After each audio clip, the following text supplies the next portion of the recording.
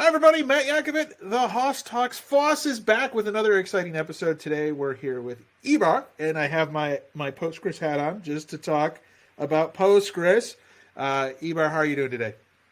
Yeah, I'm fine. So, what about Good. you? I'm good as well. I do have an elephant on my head, so it is a little weird, and it is a heavy elephant too, which is kind of. It's not weird. It's look cool. Yeah, I think it does have a distinctive look. But appreciate you coming on today. If you haven't heard any of Ibar's talks before, he has talked several times at several different conferences, including Percona Lives, but also Postgres Vision, the regular Postgres conference circuit tour. He is February's Blogger of the Month, which he got an awesome hat that I designed for him. So very excited about those types of things as well. But Ibrar, you've been in the Postgres space for a long time. So you are the resident expert on all things Postgres here at Percona, and we're really excited to talk to you about some of the things you already talked about at Percona Live. So if you want to catch Ibar's talks, they are on YouTube right now, so you can go check them out. But wanted to talk a little bit about his talks around high performance Postgres and querying other databases outside of Postgres. So two exciting topics. But figured we'd start with the performance because, let's be honest, who doesn't like a charging elephant, right? That's always good, right? The faster the elephant charges, the better it is. Or maybe not. I don't know. But, I think that you had a great talk. I was able to catch most of it.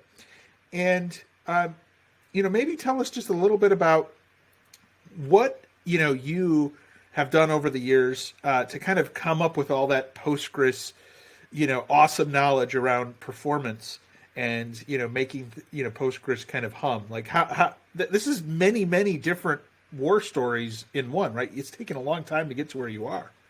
I have been in software industry since 1999, and for my PostgreSQL journey starts in 2006 when I joined Enterprise DB as an associate architect, and then software architect, and then senior software architect, and now I'm in Percona. 3 years back, so 3 years now in Percona now. So I have, I think, 15 years now in PostgreSQL world. Yeah, you have as much time in the Postgres world as I have in the MySQL world. So congratulations. Us old school database folks have to stick together. Now, what I found really interesting is a lot of the same things that I know from the MySQL space apply to Postgres as well. And it seems like many of the same Postgres, the DBAs out there try the same tricks. You mentioned, in your talk that you can always add more hardware as one of like the solutions that people pick. But that's not the best solution, is it? Yeah, it's not the best, obviously, because it's cost you money. It does, especially in the cloud space, right? Because now it's just more money. Swipe your credit card, go to the next biggest instance size. Does Postgres, scale well with hardware though? So as you add more hardware, is there a point where Postgres just tends to not do as well? I mean, like, is there a limit to how much you can add, or? No, I think there is, as far as I know, there is no limit of that. But you have to do your PostgreSQL to match the hardware too. Right. And so you have to tune and configure. So it's not just add more memory and everything just works. No. You have to go in and you have to adjust and tune the parameters and things. Yeah, absolutely. Because PostgreSQL is designed, by default, it is designed to work on the minimum hardware. So if you just install it, it will start working. If you have a more hardware, then you have to tune your database to use the hardware. Okay. And so that vertical scalability in systems is there, but you have to know what you're doing. And that's a lot of what your talk talks about is, the three different areas that you have that you can, look at, which is obviously the database engine and tuning the configuration and tuning the database itself. But then also tuning the application to fix the code and to adjust the code to be more performant, and also tuning those queries. Now, obviously, you've got the OS side, but I'm going to leave that out because that's a whole nother discussion in and of itself. So when you see that, you've got these options, when you've got the different knobs that you can turn, you can tune the configuration, you can, adjust your application, you can tune the queries individually. Do you really have to do all three, or is there one that's more important than the others? Yeah, the most important is the database tuning. Okay. Database must be the tune because there are multiple applications. Maybe you have a multiple application connect with that database. So if your database is not properly tuned, so all the application will not work properly. But if your database is tuned perfectly, maybe one application which is not properly tuned will not work perfectly. But some applications which are tuned will work perfectly with that database. So database tuning is the main thing. Then it's come to the application, and then it's security and all of the stuff. Okay, and so really, what that configuration, setting up the database properly, ensuring that your hardware and your database systems match. That's the foundation for anything, and it is the first thing you have to do. Yes, that's what you're saying. Yeah, okay. That's right. Okay. And one of the differences I know between Postgres and MySQL is the model of processes versus threads, and this is something that you do talk about. Because a lot of the tuning that you can do is even down to the per process. So you can tune the session variables for a lot of different memory configurations individually as you open up sessions. Now, because you're spawning off a new process for every client, is there a risk that maybe you're going the larger concurrency, you might have more memory usage, and it might consume more than is needed, and might you have to look at something like a connection pooling externally to try and reduce that memory footprint? Yes, actually, it's all depends your hardware also. If you have too many connection, then there is some stage that you won't able to connect to the more connection to that server. So you need connection pooler, because sometimes there is no need to. You need to think about your active users. So you need to have some kind of a pooler, and PG Bouncer is the one of the best pooler available. So you have to put PG Bouncer, and then you can use the database. But if you have a very less connection, then don't use the PG pooler, that you can use directly to the database. But if you have a large number of connection, then I think PG Bouncer is the one of the best solutions. Okay, and this is where Postgres has this wonderful extension ecosystem. It has wonderful tools and different things around it. Some of the extensions plug in, some of them sit externally, and with some of the extensions. A lot of people, have their favorite extensions that they like, whether, it's, for a purpose like PostGIS, or, other, applications. Is there any risk when you add additional extensions that the core database slows down? So as you build out your application, you might start with just a very basic install, but then you start adding extensions on, maybe to test, maybe to do different things. Is there a risk that those could potentially slow things down? Yes.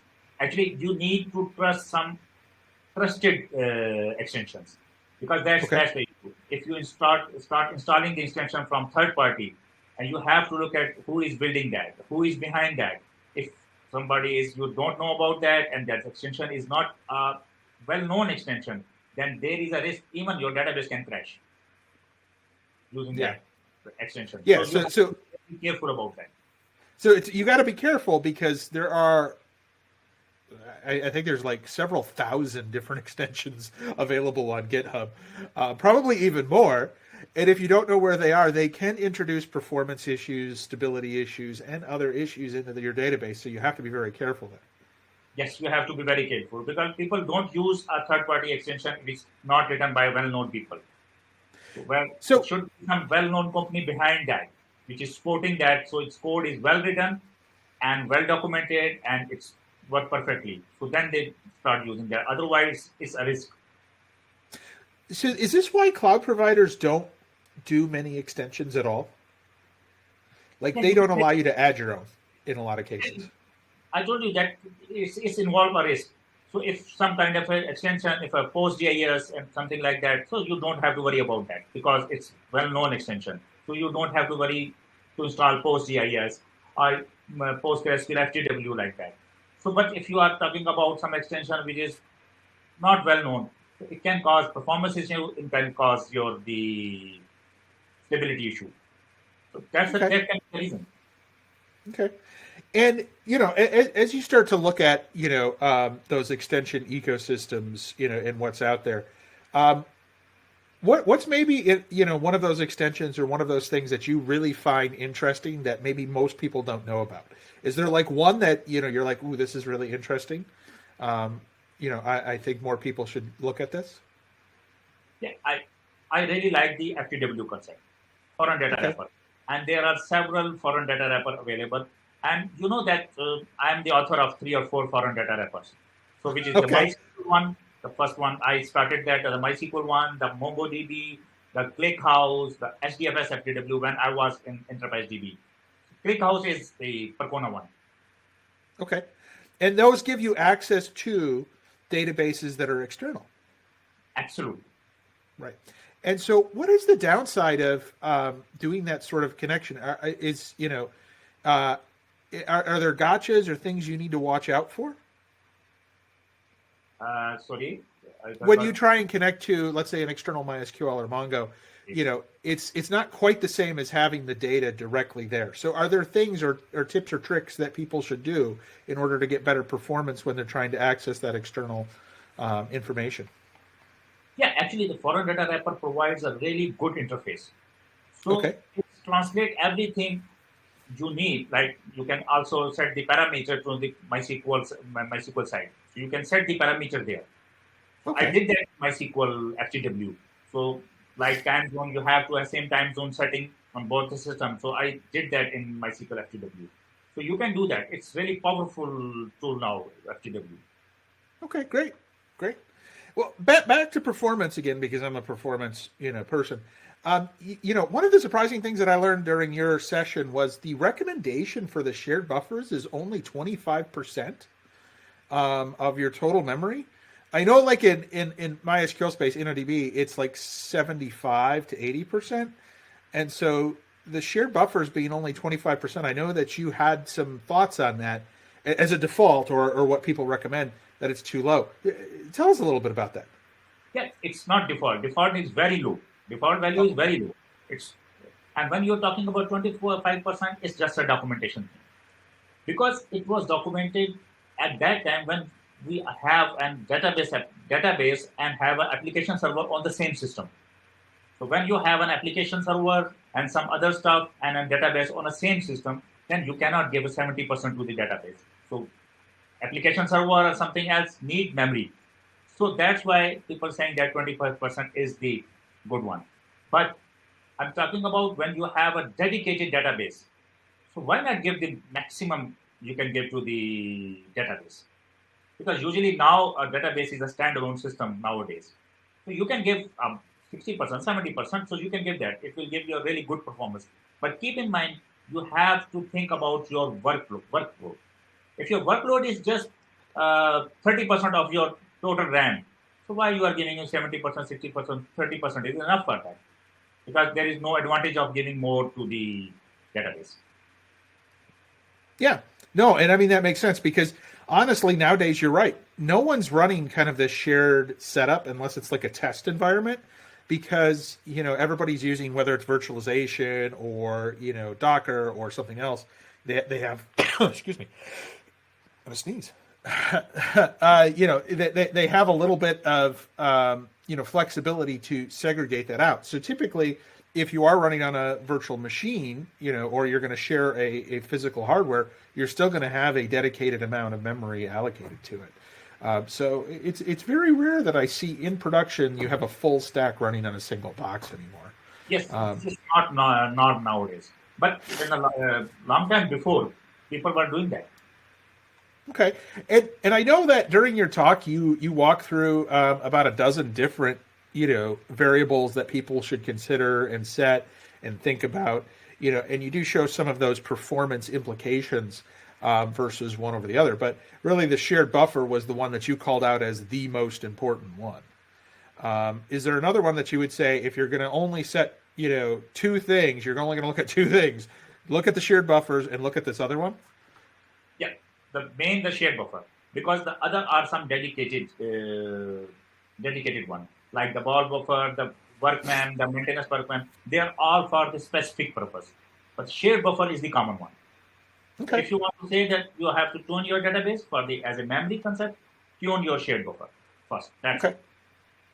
So, Postgres has a lot of interesting, ways to adjust and tune memory and, the specific workloads. There's so many interesting different configuration variables. If you're going to sort, a lot of data, set these things. If you're going to, do more of OLAP type, things, consider these. There's a lot of those things. And so I would really encourage everyone to maybe take a look at your session. Well, it's an hour. Like I said, it's on YouTube. It's out there for people to get a deeper dive. But one of the questions that, I often come up with, and this is something that I hear from other people when they talk about scalability. Right now we're in this space where people want easy scalability. So either they're going to add a whole bunch of hardware until they can't, or they're going to look for that clustered solution, right? They're going to, scale out. And that's an area where Postgres, there really isn't a de facto standard for a quote unquote cluster. Now, while there is replication and things, where is the cluster? I know that there's some different, companies that have done some things, but in your opinion, is that an area that you think is going to, grow and you're going to see more, working? Yeah, absolutely, you're right. When we are talking about the clustering, then we have a different type of replication, the logical replication, the streaming replication. So we have that options. But when we are talking about the whole cluster management, the Postgres is lacking. Even if you were talking about the multi-primary replications, there is no option for in PostgreSQL. The different companies has their own dedicated solution, like Enterprise DB have their own solution, Second Quadrant has their own solution. So company, they are doing that, they have their own solution for that. So in the community, there is no what is going on, but Percona has its own solution, the Percona one. So I think there is a potential to work on that area. So there is a one solution that's available, that is a PostgreSQL XL actually. So, but it's not, in my opinion, it's a production ready solution, but it's open source, but it's not production ready solution. So there is a potential in that area. You are absolutely right. Okay, great. So Ibrar, thanks for taking some time out today to chat with me. I really would love if people check out your talks. Like I said, there's an hour deep dive talk on how to tune and optimize your PostgreSQL environment out there right now for free. You can go watch it. It's great.